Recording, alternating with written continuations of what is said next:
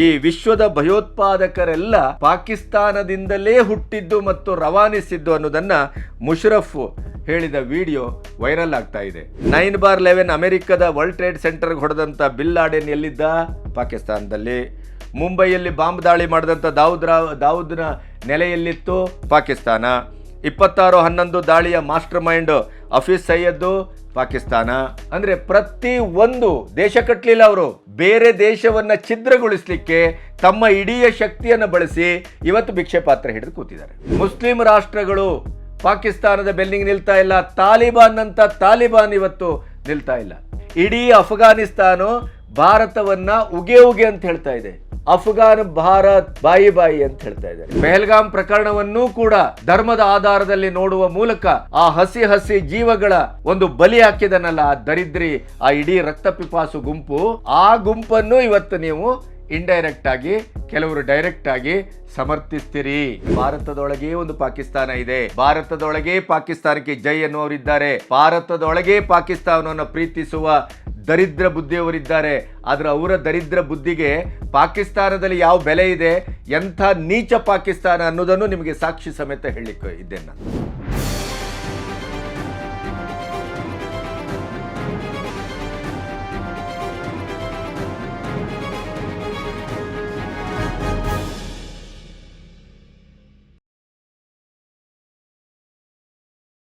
ನಮಸ್ತೆ, B Ganapati news ಚಾನಲ್ಗೆ ಸ್ವಾಗತ. ಪ್ರತಿ ದಿನದ ಯುದ್ಧದ ಪ್ರತಿ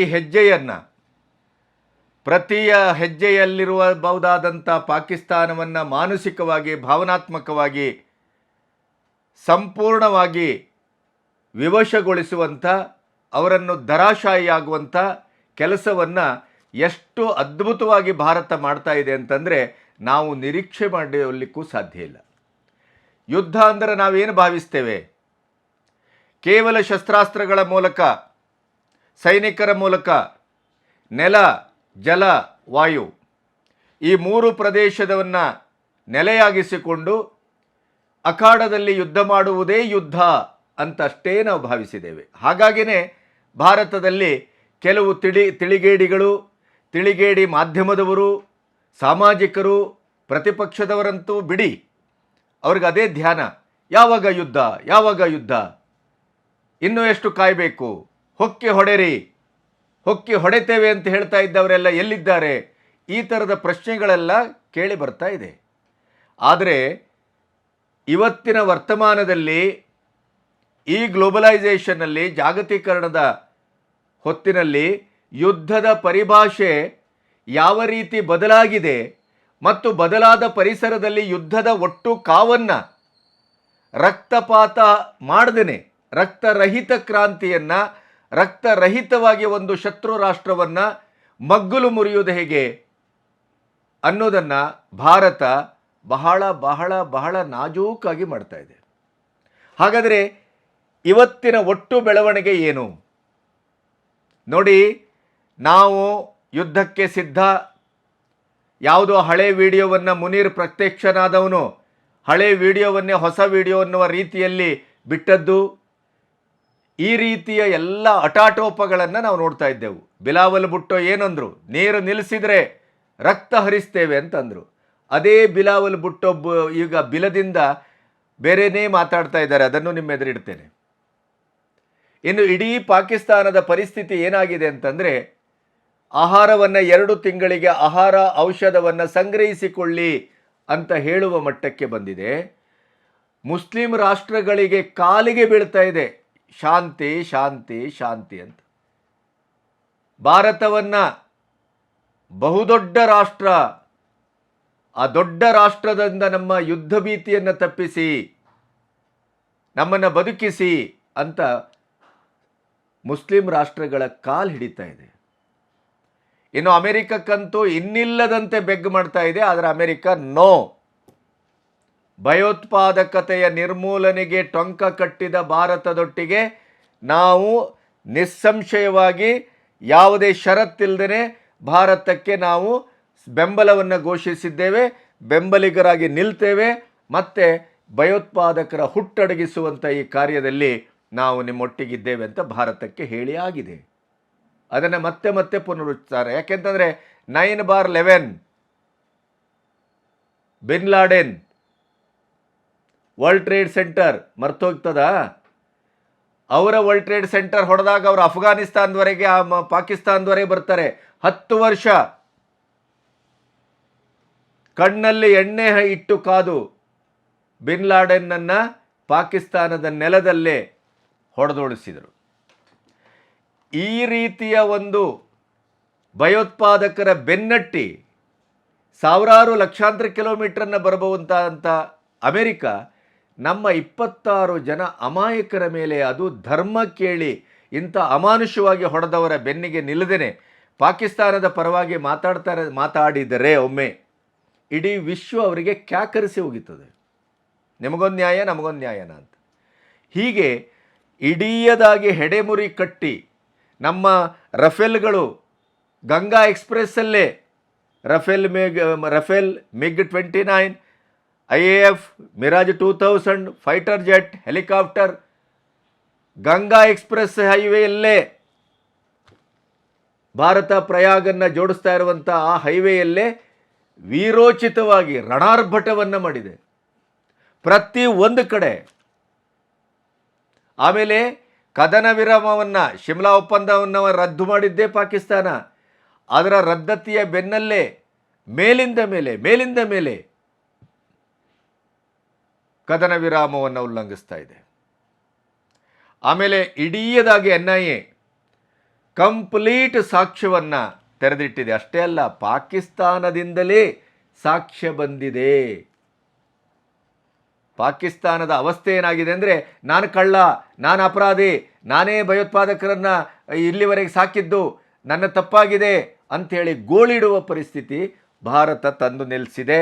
ಈ 10-12 ದಿನಗಳಲ್ಲಿ ಅಧಿಕೃತವಾಗಿ ಯಾವುದೇ ಬಾಂಬ್ ಹಾಕದೇನೆ, ಯಾವುದೇ ರಕ್ತಪಾತ ಮಾಡದೇನೆ ಪಾಕಿಸ್ತಾನವನ್ನು ಯಾವ ರೀತಿ ವಿಚಲಿತಗೊಳಿಸಿದೆ, ತಬ್ಬಲಿಯಾಗಿಸಿದೆ, ಒಂಟಿಯಾಗಿಸಿದೆ, ಧರಾಶಾಹಿಯಾಗಿಸಿದೆ ಅಂತಂದರೆ ಬಹುಶಃ ಇದೊಂದು ಚರಿತ್ರೆ. ಭಾರತ ಮನಸ್ಸು ಮಾಡಿದರೆ ಏನು ಮಾಡಬಹುದು?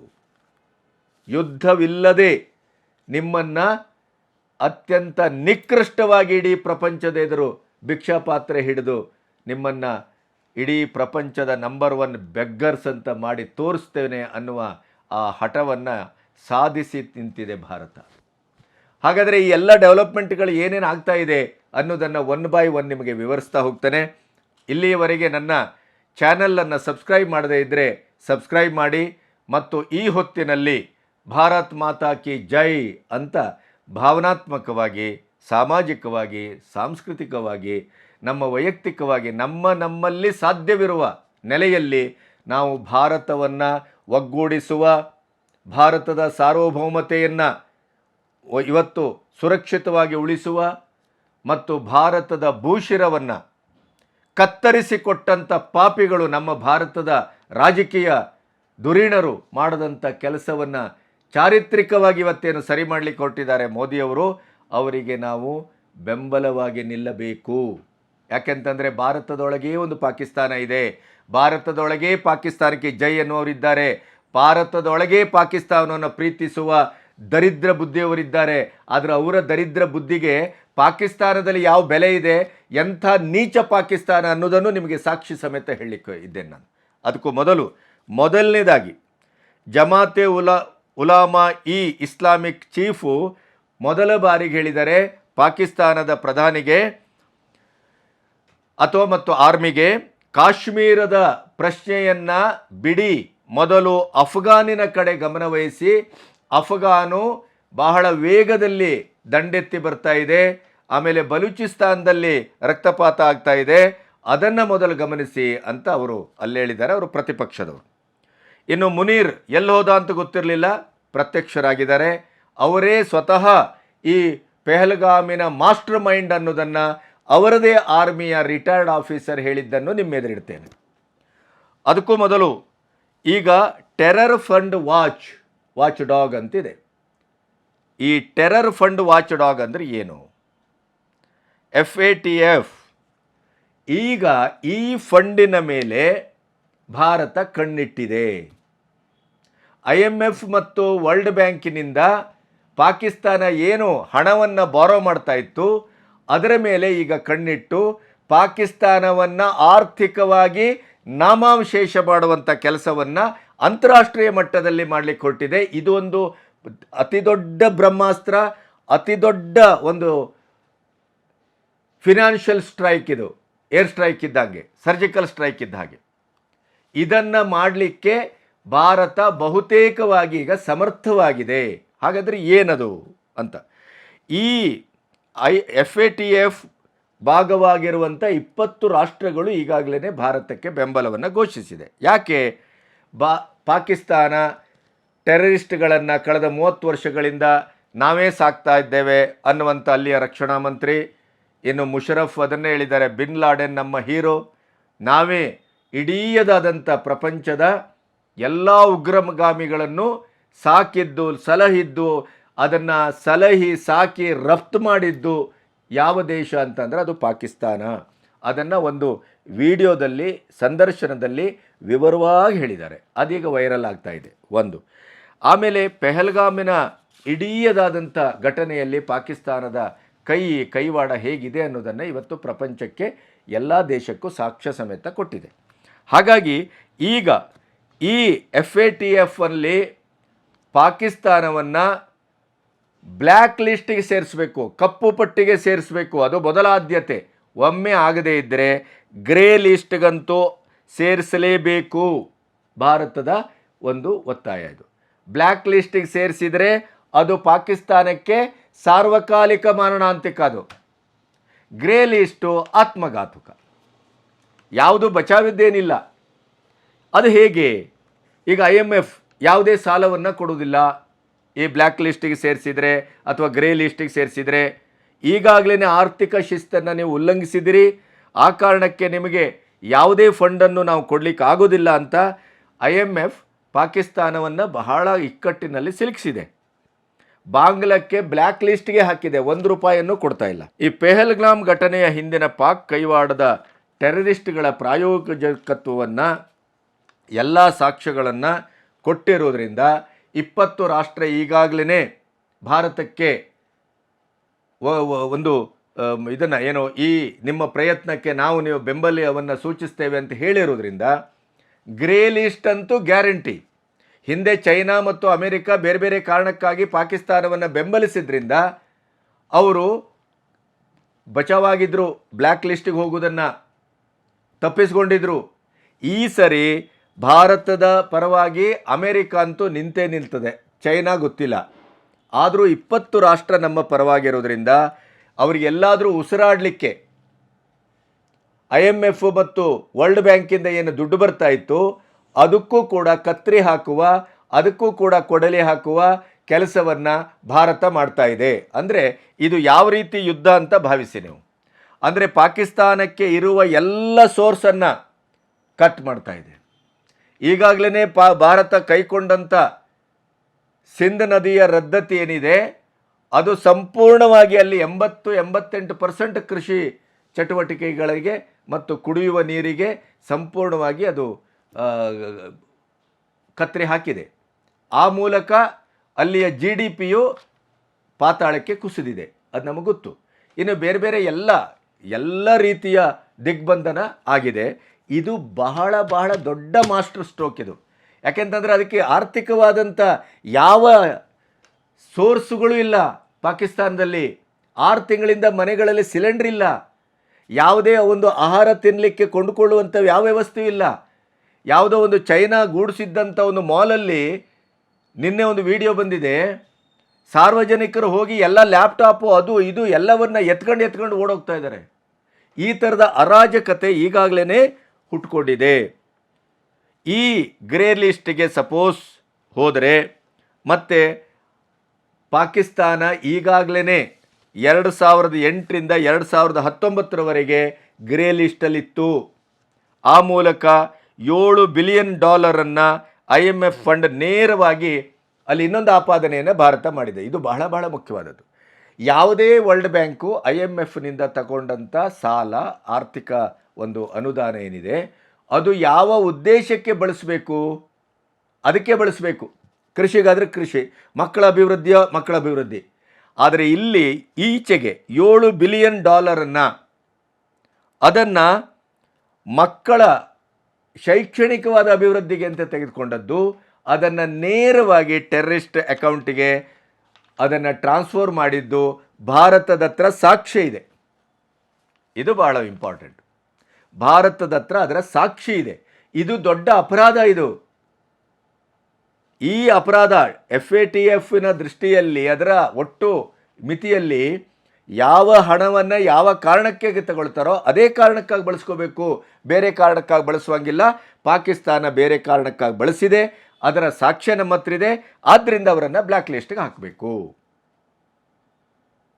ಹಾಗಾಗಿ ಈ ಹಂತದಲ್ಲಿ ಭಾರತ ಒಂದು ಮಾಸ್ಟರ್ ಸ್ಟ್ರೋಕನ್ನು ಫಿನಾನ್ಷಿಯಲಿ ಪಾಕಿಸ್ತಾನಕ್ಕೆ ಕೊಡಲಿಕ್ಕೆ ನಿನ್ನೆ ಮುಂದಾಗಿದೆ.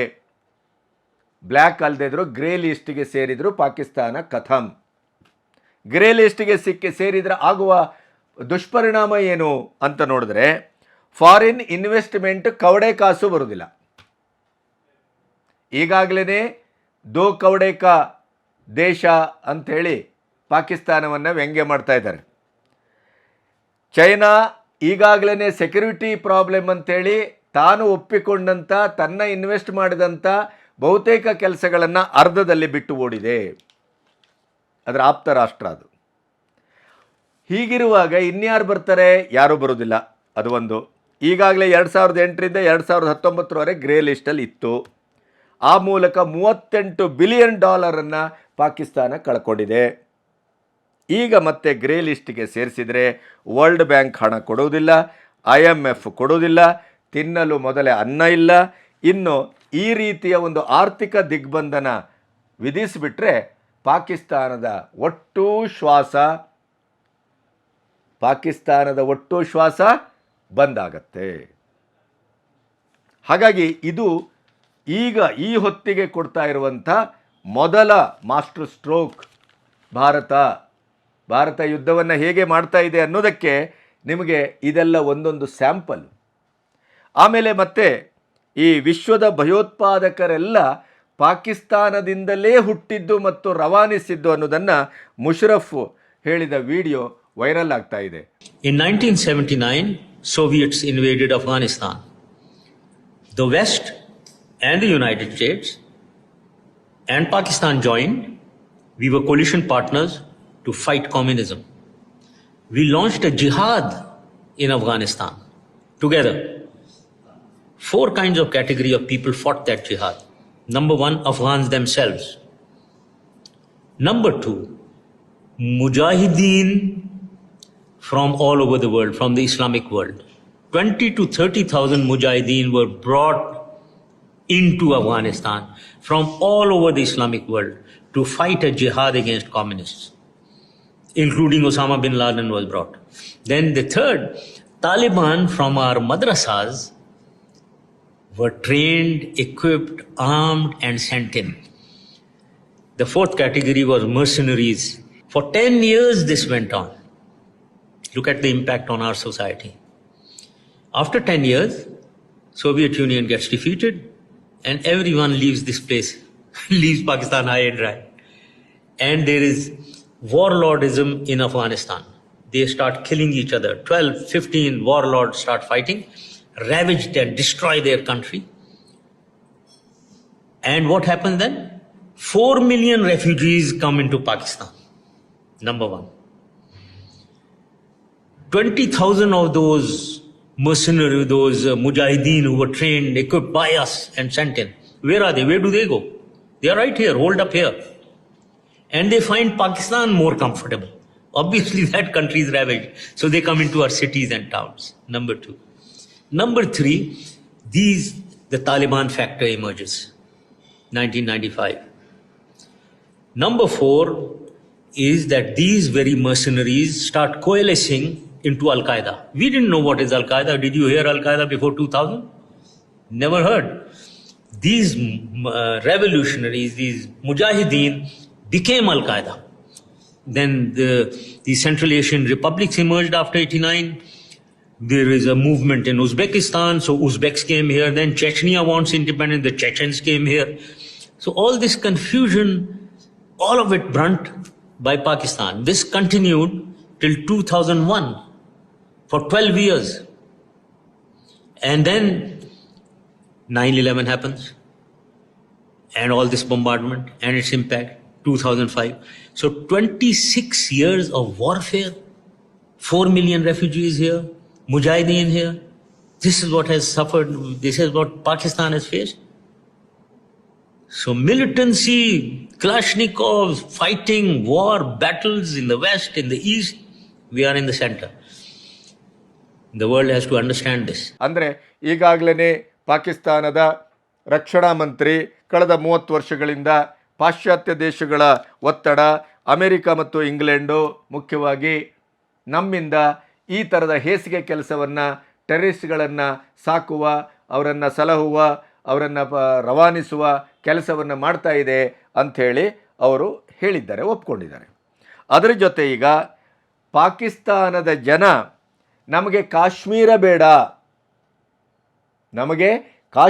ಬೇಡ, ತಿನ್ನಲು ಅನ್ನ ರೊಟ್ಟಿ ಕೊಡಿ ಸಾಕು ಅಂತ ಬೀದಿಗಿಳಿದು ಹೋರಾಟವನ್ನು ಮಾಡ್ತಾ ಇದ್ದಾರೆ. ಇದರ ಮಧ್ಯೆ ಪಾಕಿಸ್ತಾನದ ಒಂದು ಅಮಾನುಷ್ಯವಾದಂಥ ವರ್ತನೆ ಯಾವ ಮಟ್ಟಕ್ಕಿದೆ ಅಂತಂದರೆ, ಈಗಾಗಲೇ 1000 ಮದ್ರಾಸಗಳನ್ನು ಬಂದ್ ಮಾಡಿದೆ, ಅಲ್ಲಿರುವ ವಿದ್ಯಾರ್ಥಿಗಳನ್ನೆಲ್ಲ ಶಿಫ್ಟ್ ಮಾಡಿದೆ POK. ಆದರೆ ಇನ್ನೊಂದು ಬಹಳ ದುಃಖದ ಕೆಲಸ ಏನು ಅಂತಂದರೆ, POKಯ ಪ್ರದೇಶದಲ್ಲಿ ಓದುತ್ತಾ ಇರುವಂಥ ಮಕ್ಕಳ ಕೈಯಲ್ಲಿ ಶಸ್ತ್ರಾಸ್ತ್ರ ಕೊಟ್ಟು ಅಭ್ಯಾಸ ಮಾಡಿಸ್ತಾ ಇದೆ. ಇದು ಅತ್ಯಂತ ದುರಂತಕಾರಿ ಅಂತ ನನಗನ್ನಿಸ್ತದೆ. ಇನ್ನು F-16 ಅಮೆರಿಕ ಈಗಾಗಲೇ ವಾರ್ನ್ ಮಾಡಿದೆ. ಹಿಂದಿನ ವಿಡಿಯೋದಲ್ಲಿ ಹೇಳಿದ್ದೇವೆ ನಾವು, F-16 ಬಳಸಕೂಡದು. ಮೊದಲು ಬಾರ್ಡರ್ ಹತ್ರ ತಂದು ನಿಲ್ಲಿಸಿದ್ರು, ತಾವು F-16 ಇದೆ ನಮ್ಮ ಹತ್ರ ಅಂತ. ಇದೇ F-16 ಅಭಿನಂದನ್ ನಮ್ಮ ಡಕೋಟಾ ಎಕ್ಸ್ಪ್ರೆಸ್ಸಲ್ಲೇ ಹೊಡೆದಾಕಿದ್ದನ್ನೇ ನೀವು ಮರ್ತಿಲ್ಲ ಅಂತ ಅಂದ್ಕೊಳ್ತೇನೆ ನಾನು. ಆವಾಗಲೇ ಅಮೇರಿಕಕ್ಕೆ ತಪರಾಕಿ ಹೊಡೆದಿದೆ ಅಮೇರಿಕ ಪಾಕಿಸ್ತಾನಕ್ಕೆ, ನೀವು ನಮಗೆ ಅವಮಾನ ಮಾಡಿದ್ದೀರಿ ಅಂತೇಳಿ. ಯಾಕೆಂದರೆ ಅದು ಷರತ್ತುಬದ್ಧ ಕೊಡುಗೆ, ಅದು F-16 ನಿಮಿಷಾರ್ಧದಲ್ಲಿ ನಮ್ಮ S-400 ರಷ್ಯಾ ನಿರ್ಮಿತ S-400 600 ಕಿಲೋಮೀಟರ್ ವ್ಯಾಪ್ತಿ, ಅದು 400 ಕಿಲೋಮೀಟ್ರಲ್ಲಿ ಎಲ್ಲಿಂದ ಅದು ಹೊರಟರು, ಅದನ್ನು ಇಟ್ಟರು, ಅದನ್ನು ತೆಗೆದ್ರು, ಎಲ್ಲವೂ ರಾಡಾರ್ ಮೂಲಕ ಇವರಿಗೆ ಬರ್ತದೆ. S-400 ಅದು ಒಮ್ಮೆಲೆ 36 ಮಿಸೈಲ್ಗಳನ್ನು ನಭೋಮಂಡಲಕ್ಕೆ ಹಾರಿಸಬಲ್ಲದು. ಅಲ್ಲೇ ಅದನ್ನು ಚಿತ್ರಾನ್ನ ಮಾಡ್ತದೆ. ಆದ್ದರಿಂದ ಈ ವ್ಯವಸ್ಥೆ ಪಾಕಿಸ್ತಾನದಲ್ಲಿ ಇಲ್ಲ. ಆದ್ದರಿಂದ F-16 ಬಳಸಬಾರ್ದು ಹೇಳಿದ್ದಾರೆ. ಅದನ್ನು ನಿಗೂಢವಾಗಿ ಇದು ಅಫ್ಘಾನ್ ಬಾರ್ಡರಲ್ಲ, ಯಾಕೆಂದರೆ ಇದಕ್ಕೆ 600 ಕಿಲೋಮೀಟ್ರ್ ವ್ಯಾಪ್ತಿಯಲ್ಲಿ ಅದು ಕಂಡುಹಿಡ್ತದೆ. S-400 400 ಕಿಲೋಮೀಟ್ರ್ ವ್ಯಾಪ್ತಿಯಲ್ಲಿ ಹೊಡೆದು ಉಳಿಸ್ತದೆ. ಆದ್ದರಿಂದ ಅವರು ಆ ತುದಿಯಲ್ಲಿ ತೆಗೆದುಕೊಂಡು ಹೋಗಿ ಇಟ್ಟಿದ್ದಾರೆ. ಇದೊಂದು ಈಗಿನ ಲೇಟೆಸ್ಟ್ ನ್ಯೂಸ್. ಇನ್ನೊಂದು, ಬಿಲಾವಲ್ ಭುಟ್ಟೋ ಮಾಜಿ ವಿದೇಶಾಂಗ ಸಚಿವ ಮೊನ್ನೆ ಏನು ಹೇಳಿದ್ರು, ನೀರು ಬಿಟ್ಟರೆ ನಿಮ್ಮ ರಕ್ತ ಹರಿಸ್ತೇವೆ ಅಂತಂದರು. ಅದೇ ನಿನ್ನೆ ನಾಯಿ ಮರಿ ಥರ ಕುಯ್ ಅಂತ ಏನು ಹೇಳಿದೆ, ಉಗ್ರರ ಫ್ಯಾಕ್ಟ್ರಿ ಪಾಕಿಸ್ತಾನ, ಪಹಲ್ಗಾಮಿನ ಈ ಇಡೀ ಟೆರರಿಸ್ಟ್ ಆ್ಯಕ್ಟಿವಿಟೀಸಲ್ಲಿ ಅದರ ಸೂತ್ರಧಾರಿಕೆಯನ್ನು ISI ಮತ್ತು ಪಾಕಿಸ್ತಾನ ಸೇನೆಯೇ ವಹಿಸಿದೆ, ನಮ್ಮಿಂದ ತಪ್ಪಾಗ್ತಾ ಇದೆ. ಉಗ್ರರ ಜೊತೆ ದಶಕಗಳಿಂದಲೂ ಪಾಕಿಸ್ತಾನದ ಸಂಬಂಧ ಇದೆ ಅಂತ ಒಪ್ಕೊಂಡಿದ್ದಾರೆ. ಇದನ್ನು ನೀವು ಇನ್ನೊಂದು ರೀತಿಯಲ್ಲೂ ಗಮನಿಸ್ಬೋದು. 9/11 ಅಮೆರಿಕದ ವರ್ಲ್ಡ್ ಟ್ರೇಡ್ ಸೆಂಟರ್ಗೆ ಹೊಡೆದಂಥ ಬಿನ್ ಲಾಡೆನ್ ಎಲ್ಲಿದ್ದ? ಪಾಕಿಸ್ತಾನದಲ್ಲಿ. ಮುಂಬೈಯಲ್ಲಿ ಬಾಂಬ್ ದಾಳಿ ಮಾಡಿದಂಥ ದಾವೂದ್ನ ನೆಲೆಯಲ್ಲಿತ್ತು? ಪಾಕಿಸ್ತಾನ. 26/11 ದಾಳಿಯ ಮಾಸ್ಟರ್ ಮೈಂಡ್ ಹಫೀಜ್ ಸೈಯದ್ ಪಾಕಿಸ್ತಾನ. ಅಂದರೆ ಪ್ರತಿ ಒಂದು ದೇಶ ಕಟ್ಟಲಿಲ್ಲ ಅವರು, ಬೇರೆ ದೇಶವನ್ನು ಛಿದ್ರಗೊಳಿಸಲಿಕ್ಕೆ ತಮ್ಮ ಇಡೀ ಶಕ್ತಿಯನ್ನು ಬಳಸಿ ಇವತ್ತು ಭಿಕ್ಷೆ ಪಾತ್ರ ಹಿಡಿದು ಕೂತಿದ್ದಾರೆ. ತಮಾಷೆ ಅಂದರೆ ಅವರದೇ ರಾಜಕಾರಣಿಗಳು, ಅವರದೇ ದೇಶಿಕರು ಒಂದೊಂದಾಗಿ ಈಗ ತಪ್ಪೊಪ್ಪಿಗೆಯನ್ನು ಕೊಡ್ತಾ ಇದ್ದಾರೆ. ತಪ್ಪೊಪ್ಪಿಗೆಯ ಪರ್ವ ನಡೀತಾ ಇದೆ. ಅಂದರೆ ಏನಾದರೂ ಆಗಲಿ, ಯುದ್ಧ ತಪ್ಪಲಿ ಅನ್ನುವಂಥ ಇದು. ಇನ್ನೊಂದು, ನಾನು ನಿಮಗೆ ಆಗಲೇ ಹೇಳಿದೆ, ಈ ಪೆಹಲ್ಗಾಮಿನ ರಣಭೀಭತ್ಸವಾದಂಥ ಈ ದಾಳಿಯಲ್ಲಿ ನೇರವಾಗಿ ISI ಮತ್ತು ಪಾಕಿಸ್ತಾನ ಸೇನೆ, ಅದರಲ್ಲೂ ಆಸಿಫ್ ಮುನೀರ್ ಒಬ್ಬ ಜನರಲ್, ಪಾಕಿಸ್ತಾನ ಸೇನೆಯ ಮುಖ್ಯಸ್ಥ, ಇದನ್ನು ಚೈನಾದಿಂದ ಒಪ್ಪಿಗೆ ತೆಗೆದುಕೊಂಡು ಪಾಕಿಸ್ತಾನದಲ್ಲೇ ವಿರೋಧ ಇದ್ದರೂ ಕೂಡ ಅದನ್ನು ಮಾಡಿದ್ದಾನೆ ಅನ್ನೋದನ್ನು ಆದಿಲ್ ರಾಜಾ ಅವರು, ನಿವೃತ್ತ ಆರ್ಮಿ ಆಫೀಸರ್ ಇನ್ ಪಾಕಿಸ್ತಾನ್, ಅವರು ISI ಮತ್ತು ಸೇನೆಯ ನೇರವಾದಂಥ ಮಾಹಿತಿಯ ಆಧಾರದಲ್ಲಿ ತಾನಿದನ್ನು ಹೇಳ್ತಾ ಇದ್ದೇನೆ ಅಂತ ಅವರು ಹೇಳಿದ್ದಾರೆ. ಅಂದರೆ ಪಾಕಿಸ್ತಾನ ಇವತ್ತು ಒಂದು ಕಡೆ ಕಾಲು ಹಿಡಿತಾ ಇದೆ, ಒಂದು ಕಡೆ ಯುದ್ಧ ಬೇಡ ಅಂತಿದೆ, ಇನ್ನೊಂದು ಕಡೆ ನಾವೇ ತಪ್ಪಿತಸ್ಥರು. UPA ಸರ್ಕಾರದಲ್ಲಿ ಏನಿತ್ತು? ಯಾವ ಬಾಂಬ್ ಹಾಕಲಿ, ಎಲ್ಲಿ ಬಾಂಬ್ ಹಾಕಲಿ, ಸಾವಿರಾರು ಜನ ಅಮಾಯಕರ ಮಾರಣ ಹೋಮ, ನಾವು ಮಾಡಿದ್ದು ಅಂತ ಮುಂದೆ ಬರ್ತಾ ಇದ್ರು. ಈಗ ನಾವು ಮಾಡಿಲ್ಲ ಅಂತ ಟೆರರಿಸ್ಟ್ಗಳು ಕಣ್ಣೀರು ಹಾಕಿ ವಿಡಿಯೋ ಮಾಡಿದ್ರೆ, ಸರ್ಕಾರದ ಅಧಿಕೃತ ವಕ್ತಾರರು, ರಾಜಕೀಯ ಮುಖಂಡರು, ನಾವು ಪಾಕಿಸ್ತಾನದವರು ಭಯೋತ್ಪಾದಕರ ಫ್ಯಾಕ್ಟರಿಯನ್ನು ಇಟ್ಕೊಂಡವರು ಅಂತ ಒಂದು ದುರಂತದ ಇತಿಹಾಸ ನಮ್ಮದಿದೆ ಅಂತ ವಿಶ್ವದ ಎದುರು ಮಂಡಿಯೂರಿ ತಪ್ಪೊಪ್ಪಿಗೆಯನ್ನು ಮಾಡ್ತಾ ಇದ್ದಾರೆ. ಇನ್ನು POK 13 ವಿಧಾನಸಭಾ ಕ್ಷೇತ್ರವನ್ನು ಹೊಂದಿದೆ ಆ ಗಡಿ ಪ್ರದೇಶದಲ್ಲಿ. ಅದಕ್ಕೆ ನಿಮಗೆ ಆಶ್ಚರ್ಯ ಆಗ್ಬೋದು, ಅದಕ್ಕೆ ಒಂದು ಪ್ರತ್ಯೇಕ ಪ್ರಧಾನಿ ಇದ್ದಾರಂತೆ, ಅನ್ವರ್ ಉಲ್ ಹಕ್ ಅಂತ, ಕಾಶ್ಮೀರಿ ಪ್ರಧಾನಿ ಅಂತ ಕರೀತಾರೆ ಅವರಿಗೆ. ಅವರು ಆ 13 ವಿಧಾನಸಭಾ ಕ್ಷೇತ್ರದ ನಿವಾಸಿಗಳಿಗೆ 2 ತಿಂಗಳಿಗಾಗುವಷ್ಟು ಔಷಧ ಮತ್ತು ಆಹಾರವನ್ನು ಸಂಗ್ರಹಿಸಿಕೊಳ್ಳಿ, ಯಾವುದೇ ಹೊತ್ತಲ್ಲೂ ಯುದ್ಧ ಆಗ್ಬೋದು. ನೋಡಿ, ಭಾರತ ಪಾಕಿಸ್ತಾನವನ್ನು ಹೆಸರು ತೆಗಿತಾ ಇಲ್ಲ, ಭಾರತ ಪಾಕಿಸ್ತಾನದ ಮೇಲೆ ಯುದ್ಧ ಮಾಡ್ತೇನೆ ಅಂತ ನೇರವಾಗಿ ಎಲ್ಲೂ ಹೇಳಿಲ್ಲ, ಭಾರತ ಪಾಕಿಸ್ತಾನವನ್ನು ನಾವು ಯುದ್ಧಕ್ಕೆ ಆಹ್ವಾನಿಸ್ತೇವೆ ಅಂತಲೂ ಹೇಳಿಲ್ಲ. ಆದರೆ ಅವರೇ ಇವತ್ತು ಯಾವ ಲೆವೆಲ್ಲಿಗೆ ಪತ್ರಗುಟ್ಟು ಅಲ್ಲಿ ಮೂತ್ರ ಮಾಡ್ಕೊಳ್ತಾ ಇದ್ದಾರೆ ಅಂತಂದರೆ, ಅವರಿಗೆ ಯಾವ ರೀತಿಯಲ್ಲಿ ಬೇದಿಯಾಗಿದೆ ಅಂತಂದರೆ, ಎಲ್ಲವನ್ನೂ ಅವರೇ ಕಲ್ಪಿಸ್ಕೊಳ್ತಾ ಇದ್ದಾರೆ, ಎಲ್ಲವನ್ನೂ ಅವರೇ ಟಾರ್ಗೆಟ್ ಮಾಡ್ಕೊಳ್ತಾ ಇದ್ದಾರೆ, ಎಲ್ಲವನ್ನೂ ಅವರೇ ಟೈಮ್ ಫಿಕ್ಸ್ ಮಾಡ್ಕೊಳ್ತಾ ಇದ್ದಾರೆ. ಹಾಗಾಗಿ ಯುದ್ಧ ಭೀತಿಯಿಂದ ನಮಗೆ ಶಾಂತಿ ಬೇಕು ಅಂತ ಹೇಳ್ತಾ ಇದೆ. ಇದರ ಮಧ್ಯೆ ಪಾಕಿಸ್ತಾನ ಕಡಾಖಂಡಿತವಾಗಿ ಅದನ್ನು ನಿರಾಕರಿಸಿದೆ. ಅವರ ಒಂದು ಧಾರ್ಮಿಕ ನೆಲೆಯಲ್ಲಿ ಎಲ್ಲೋ ಒಂದು ಕಡೆ ಮುಸ್ಲಿಂ ರಾಷ್ಟ್ರಗಳು ನಮಗೆ ಹೆಲ್ಪ್ ಮಾಡಬಹುದು ಅಂತ ಅವರು ಕಾಲ ಹಿಡಿತಾ ಇದ್ದರು, ಅವರು ಕೂಡ ಸಂಪೂರ್ಣವಾಗಿ ನಿರಾಕರಿಸಿದ್ದಾರೆ. ಇದು ಮೋದಿ ತಾಕತ್ತು, ಇದು ನಮ್ಮ ವಿದೇಶಾಂಗ ನೀತಿಯ ತಾಕತ್ತು.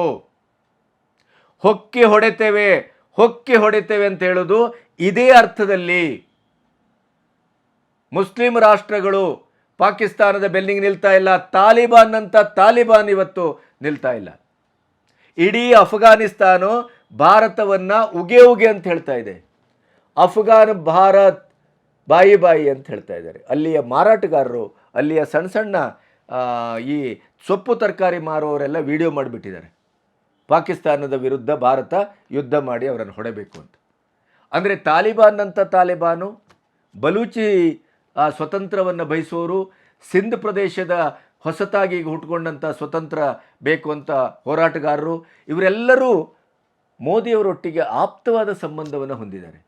ಮೋದಿ ವಿದೇಶ ಪ್ರವಾಸ ಮಾಡ್ತಾರೆ ಅಂತ ಎಲ್ಲರೂ ಗುನುಗ್ತಾ ಇದ್ರಲ್ಲ, ಈ ರಾಹುಲ್ ಗಾಂಧಿ ಹಾಗೆ ದೇಶವನ್ನು, ಪ್ರಧಾನಿಯನ್ನು, ನಮ್ಮ ಇಡೀ ಸಿಸ್ಟಮನ್ನು, ನಮ್ಮ ಪ್ರಜಾಪ್ರಭುತ್ವವನ್ನು ಅಲ್ಲಿ ಹೋಗಿ ಗೇಲಿ ಮಾಡಿ 3 ಕಾಸಿಗೆ ಮಾರಾಟ ಮಾಡುವಂಥ ಕೆಲಸ ಮಾಡಿಲ್ಲ.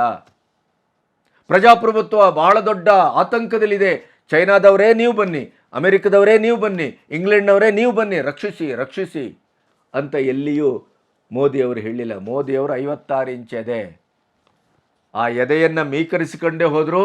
ಆ ಎದೆಗೆ ಎದೆಯಾಗುವಂಥ ಪ್ರೀತಿಯನ್ನು ತಂದರು, ಎದೆಗೆ ಹಾರ ಆಗುವಂಥ ರೀತಿಯಲ್ಲಿ ಇಡೀ ವಿದೇಶದ ನಾಯಕರ ಪ್ರೀತಿಯನ್ನು ಎದೆಗೆ ಅರಗಿಸಿಕೊಂಡ್ರು, ಆನಿಸಿಕೊಂಡ್ರು.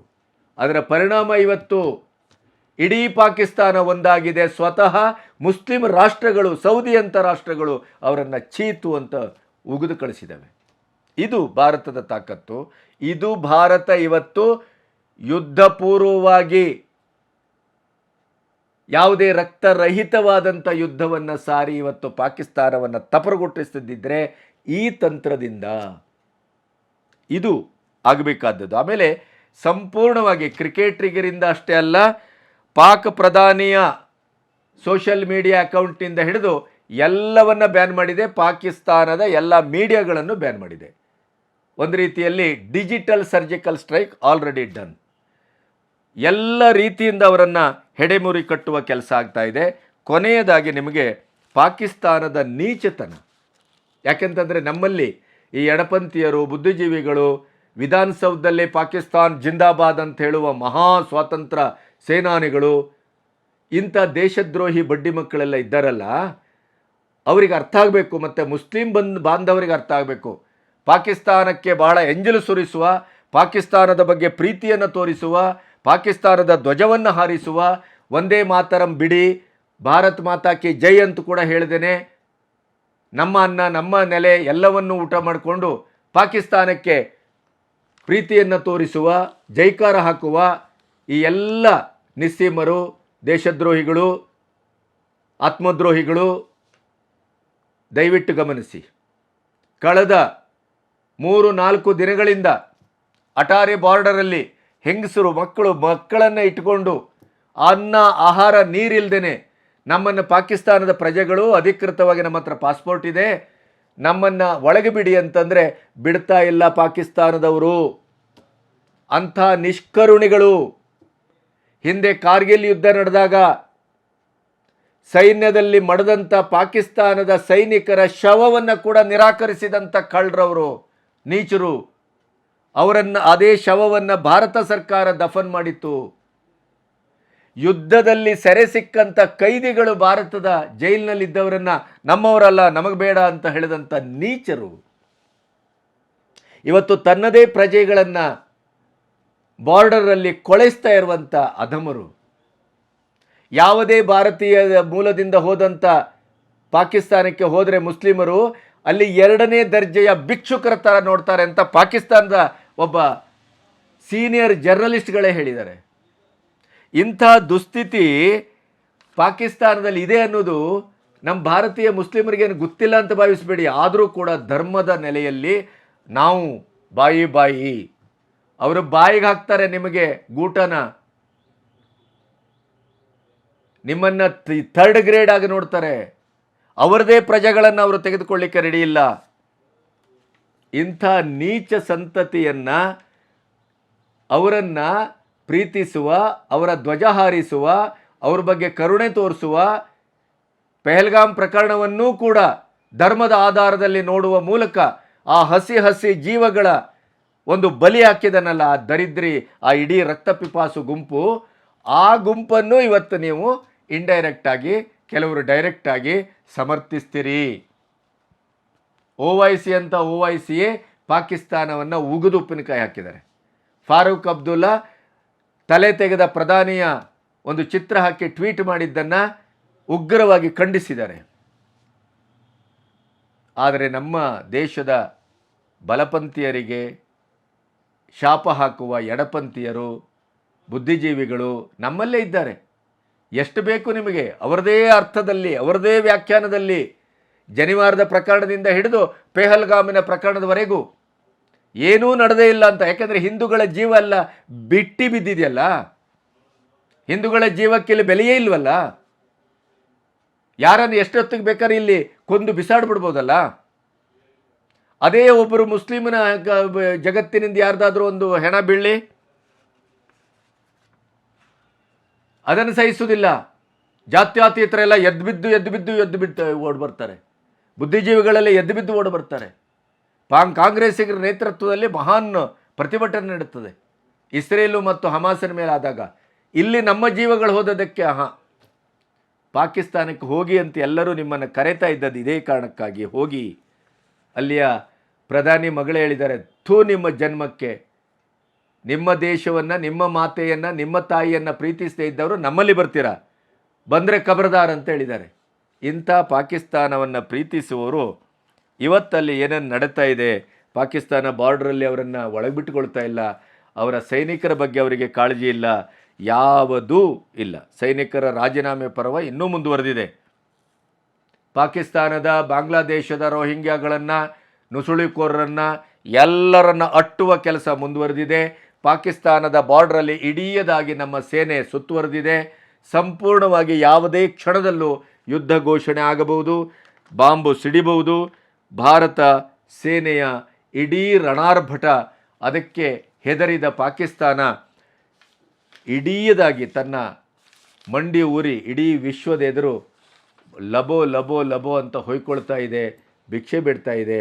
ಆದರೆ ಭಾರತದಂಥ ಭಾರತ ತಾನು ಕೂತಲ್ಲಿ ತನ್ನ ಸೈನ್ಯವನ್ನು ಪ್ರಯೋಗಿಸದೇನೆ ಕೇವಲ ಅದರ ಇಡೀ ರಾಜತಾಂತ್ರಿಕವಾದಂಥ ಎಲ್ಲ ನರಗಳನ್ನು ಕಟ್ ಮಾಡಿ ಅವರನ್ನು ಕೂಡಿಸಿದೆ. ಇದು ನಿಜವಾದ ಯುದ್ಧ, ಇದು ನಿಜವಾದಂಥ ಗೆಲುವು. ಇದು ಕುತ್ತಿಗೆ ಹಿಡಿಯುವುದು ಅಂದರೆ ಹೀಗೆ. ಇನ್ನೂ ಆ ಟೆರರಿಸ್ಟ್ಗಳು 26 ಜನರ ರಕ್ತ ಹೀರಿದಂಥ ಆ ರಕ್ತ ಪಿಪಾಸುಗಳು ಇನ್ನೂ POKಯ ಬಂಕರ್ಲಿದ್ದಾರೆ, ಅವರನ್ನು ಉಡಿಸ್ ಮಾಡ್ತಾರೆ. ಹಫೀಜನನ್ನು ಬಿಷ್ಣೋಯಿನೇ ತೆಗೆತಾನೋ ನಮ್ಮ ಸೈನ್ಯ ತೆಗೆತದೋ ಅನ್ನೋದೀಗ ಡಾಲರ್ ಪ್ರಶ್ನೆ. ಇಂಥ ಒಂದು ಪರಿಸ್ಥಿತಿ ಈ ಹೊತ್ತಿನಲ್ಲಿದೆ. ಎಷ್ಟೊತ್ತಿಗೂ ಯುದ್ಧ ಆಗ್ಬೋದು. ಯುದ್ಧ ಮಾಡಿಲ್ಲ ಅನ್ನುವಂಥ ಪುಡುಪೋಷಿಗಳು ಭಾರತೀಯರು ಇಂಥ ನಕರಾ ಬುದ್ಧಿಯನ್ನೆಲ್ಲ ಬಿಟ್ಟು ಕೇವಲ ಭಾರತ ಸರ್ಕಾರ ಏನು ಮಾಡ್ತಾ ಇದೆ, ಅದರ ಪರಿಣಾಮ ಏನಾಗ್ತಾ ಇದೆ ಅನ್ನೋದನ್ನು ಅವಲೋಕನ ಮಾಡಿ, ಚರ್ಚೆ ಮಾಡಿ, ಅದನ್ನು ನೋಡಿ. ಆವಾಗ ನಿಮಗೆ ಅರ್ಥ ಆಗ್ತದೆ ಭಾರತ ಎಷ್ಟು ಬಲಾಢ್ಯವಾಗಿದೆ, ಭಾರತ ಎಷ್ಟು ಸೂಕ್ಷ್ಮವಾಗಿದೆ. ಭಾರತ ಯುದ್ಧವನ್ನು ಕೂಡ ರಕ್ತರಹಿತವಾಗಿ ನಮ್ಮ ಸಂಸ್ಕೃತಿಗೆ ಅನುಗುಣವಾಗಿ ಅಹಿಂಸಾ ಪರಮಧರ್ಮ ಅಂತೇಳಿ ನಾವೇನು ಹೇಳಿದ್ದೇವಲ್ಲ, ನಾವು ಹಿಂಸೆಗಿಳಿಯುವುದಿಲ್ಲ. ನಮ್ಮ ಮೇಲೆ ದಂಡೆತ್ತಿ ಬಂದ ಹಿಂಸಾರತಿಗಳನ್ನು ನಾವು ಬಿಡುವುದಿಲ್ಲ. ಇದು ಇತಿಹಾಸದಿಂದಲೂ ಸಿದ್ಧ. ಈಗ ವರ್ತಮಾನದಲ್ಲೂ ಮೋದಿ ಸರ್ಕಾರ ಅದನ್ನೇ ಮಾಡ್ತಾ ಇದೆ. ಭಾರತ್ ಮಾತಾ ಕಿ ಜೈ. ನಮಸ್ತೆ.